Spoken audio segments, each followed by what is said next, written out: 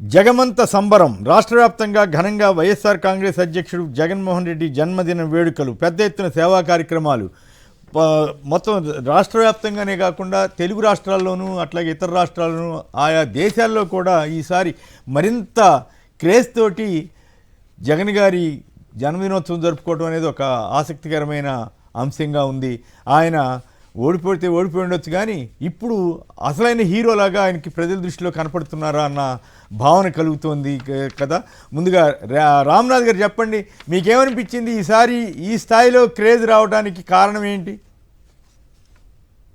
కొమ్మినేని గారు నిజాయితీగా ఉండే వాళ్ళ దగ్గర ఏమరపాటు ఎక్కువగా ఉంటుంది.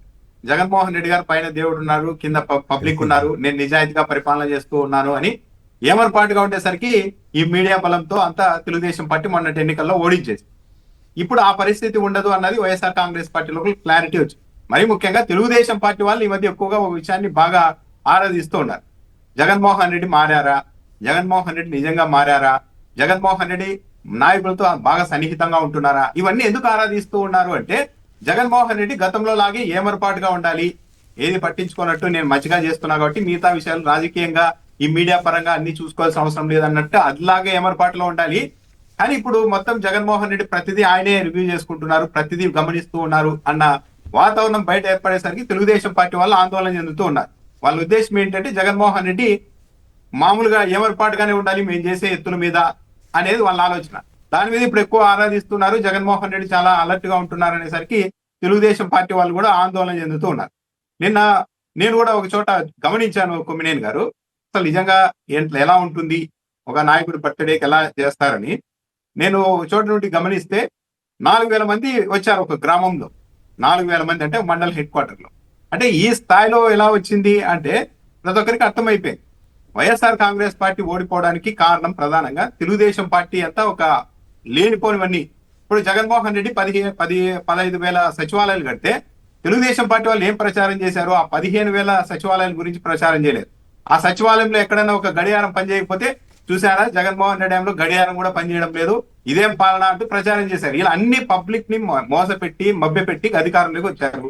ఇప్పుడు ప్రతి ఒక్కటి తేలిపోతున్నాయి. తెలుగుదేశం పార్టీ ఏవేవైతే ప్రచారాలు చేశారో అవన్నీ ప్రజల్ని మభ్యపెట్టడానికి, మనల్ని మభ్యపెట్టడానికి చేసిన ప్రచారం అని తేలిపోయింది.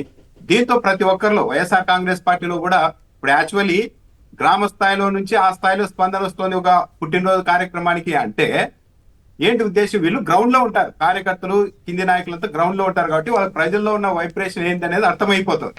తెలుగుదేశం పార్టీ కూటమి ప్రభుత్వం మళ్ళీ వచ్చే అవకాశం లేదు అన్నది వైసీపీ వాళ్ళలో కూడా అర్థమైపోయింది క్యాడర్ కి అంతా. దాంతో జగన్మోహన్ రెడ్డి ఒక నాయకుడు పుట్టినరోజు కార్యక్రమానికి ఈ స్థాయిలో స్పందన అన్నది ఇదివరకు ఎప్పుడూ లేదు. జగన్మోహన్ రెడ్డి గారు అధికారంలో ఉన్నప్పుడు కూడా కార్యక్రమాలు జరిగాయి, కానీ ఈ విధంగా అయితే ఈ స్థాయిలో నిన్న జరిగినట్టుగా అయితే ఎక్కడ జరగలేదు. సో ఇదంతా పబ్లిక్ లో వస్తున్న మార్పు, ఆ మార్పును గమనిస్తున్న పార్టీ క్యాడర్లు కావచ్చు, కార్యకర్తలు కావచ్చు, వీళ్ళలో వస్తున్న నమ్మకం, విశ్వాసం, ధైర్యం, ఇవన్నిటి కారణంగానే జగన్మోహన్ రెడ్డి గారి పుట్టినరోజు కార్యక్రమం నిన్న ఆ స్థాయిలో జరిగింది. పైగా సోషల్ మీడియాలో చూస్తే గతంలో జగన్మోహన్ రెడ్డి గారిని తీవ్ర స్థాయిలో విమర్శించిన వాళ్ళ దగ్గర నుంచి కూడా ఈసారి చాలా పాజిటివ్ గా జగన్మోహన్ రెడ్డికి శుభాకాంక్షలు చెప్పడం, ఇవన్నీ కనపడుతూ ఉన్నాయి. అంటే ఈ ప్రభుత్వం విఫలమైంది, మళ్ళా జగన్మోహన్ రెడ్డి అనే వ్యక్తి రావాల్సిన అవసరం ఉంది అన్న ఒక మార్పు అయితే వేగంగా మొదలైంది అన్నది అర్థమవుతోంది కొమ్మినేని గారు. రైట్. అప్పలరాజు గారు చెప్పండి, మీ అభిప్రాయం ఏంటి? ఈ స్థాయిలో గతంలో కూడా జరిగి ఉండొచ్చు, కానీ వాటన్నిటిని మించి ఎందుకు జరిగింది? ఎందుకు జనంలో ఆ ఉత్సాహం కనిపించిందా? నిజంగా జగన్లో అసలైన హీరోని చూసుకుంటున్నారా ఏమిటి? మీకేమనిపించింది? సాక్షి ప్రేక్షకులకు ముందుగా శుభోదయం. కేఎస్ఆర్ గారు, అలాగే రామ్నాథ్ గారు శుభోదయం సార్. ఈరోజు ఒక రకంగా చెప్పాలి అంటే ఒక గమ్మత్తైన టాపిక్ మీరు చర్చకు తీసుకున్నారు కేఎస్ఆర్ గారు. ఒక నాయకుడి యొక్క పుట్టినరోజు, ప్రజల్లో ఉన్నటువంటి స్పందన, ఇది దేనికి సంకేతం అనేటటువంటిది రామ్నాథ్ గారు కొంత బాగానే వివరించారు. నా దృష్టిలో ఏంటంటే, మీకు అంటే మేము అధికారంలో ఉన్నప్పటికీ నేటికి తేడా మీకు చెప్తాను నేను. మేము అధికారంలో ఉన్నప్పుడు బికాజ్ ఆఫ్ వేరియస్ రీజన్స్, మీకు తెలిసినవి అవన్నీ కూడాను, ఒక కార్యక్రమాన్ని రిపీటెడ్గా మేము ఇన్సిస్ట్ చేయాల్సి వచ్చేది. మనం చేయాలా, మీరు అందరూ చేయండి, ఇలా చేయండి, అలా చేయండి అని చెప్పి number of times phone calls లో మాట్లాడు, నెంబర్ ఆఫ్ టైమ్స్ కాన్ఫరెన్స్ మాట్లాడు, లేకపోతే దానికి ఒక ప్రిపరేటరీగా మీటింగ్ పెట్టుకొని ఇలా చేద్దాం అలా చేద్దాం అన్నటువంటి ఒక ముందస్తుగా చాలా ప్రిపేర్ అయితే తప్ప ఒక కార్యక్రమానికి ఆ గ్రాండీర్ వచ్చేది కాదు గతంలో. అంటే I'm telling you frankly. But ఇప్పుడు ఏంటంటే ఇప్పుడు సో రామ్నాథ్ గారు ఇందాక ఏం చెప్పారు, ఒక దగ్గర నేను వెళ్తే ఒక 3,000 మంది 4,000 మంది అసెంబ్లీ అయ్యే పరిస్థితి ఉందండి అన్నారు. ఇన్ కేస్ ఎక్కడైనా 3,000 4,000 మంది అసెంబ్లీ కానిటువంటి పరిస్థితి ఉంటే ఎక్కడైనా వాళ్ళు ఏం చేశారంటేనండి, ఆయా నియోజకవర్గాల్లో ప్రతి గ్రామంలో కూడా వితౌట్ ఎనీ కన్సెంట్